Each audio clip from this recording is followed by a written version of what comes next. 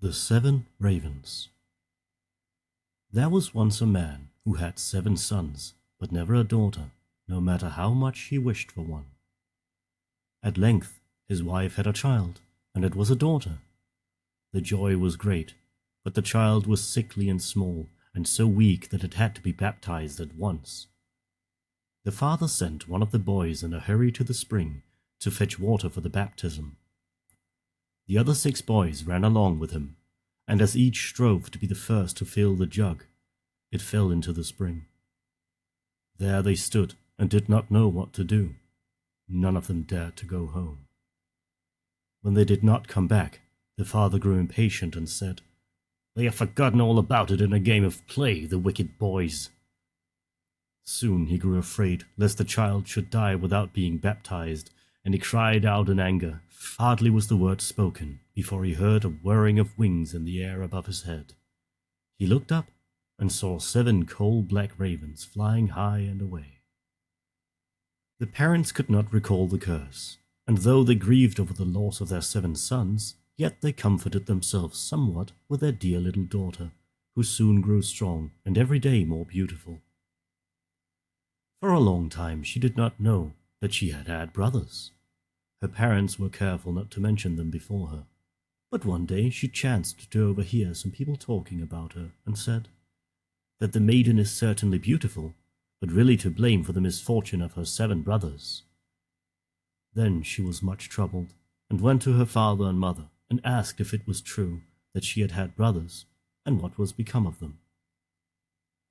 The parents did not dare to keep the secret longer, and said that her birth was only the innocent cause of what had happened to her brothers.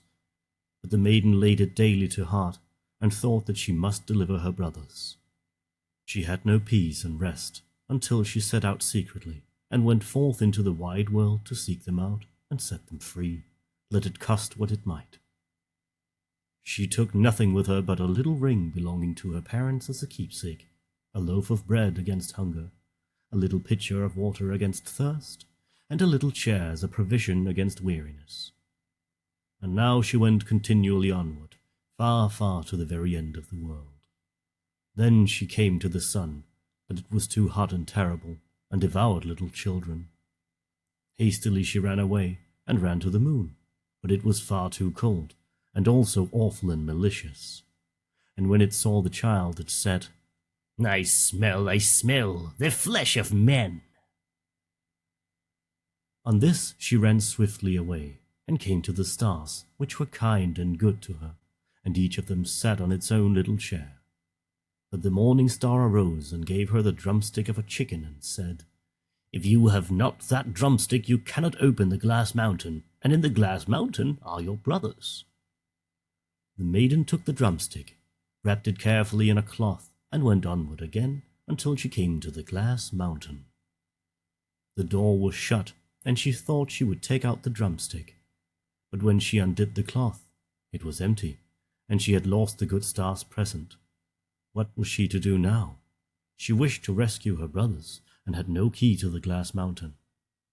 The good little sister took a knife, cut off one of her little fingers, put it in the door, and succeeded in opening it. When she had got inside, a little dwarf came to meet her, who said, "My child, what are you looking for?" "I am looking for my brothers, the 7 ravens," she replied. The dwarf said, "The Lord Ravens are not at home, but if you wish to wait here until they come, step in." Thereupon the little dwarf carried the raven's dinner in on 7 little plates and in 7 little glasses. The little sister ate a morsel from each plate, and from each little glass she took a sip, but in the last little glass she dropped the ring, which she had brought away with her. Suddenly she heard a whirring of wings and a rushing through the air, and then the little dwarf said, "Now the Lord Ravens are flying home." Then they came and waited to eat and drink, and looked for their little plates and glasses. Then said one after the other, "Who has eaten something from my plate? Who has drunk out of my little glass? It was a human mouth." And when the 7th came to the bottom of the glass, the ring rolled against his mouth. Then he looked at it, and saw that it was a ring belonging to his father and mother, and said, God grant that our little sister may be here, and then we shall be free." When the maiden who was standing behind the door watching heard that wish, she came forth, and on this all the ravens were restored to their human form again, and they embraced and kissed each other, and went joyfully home.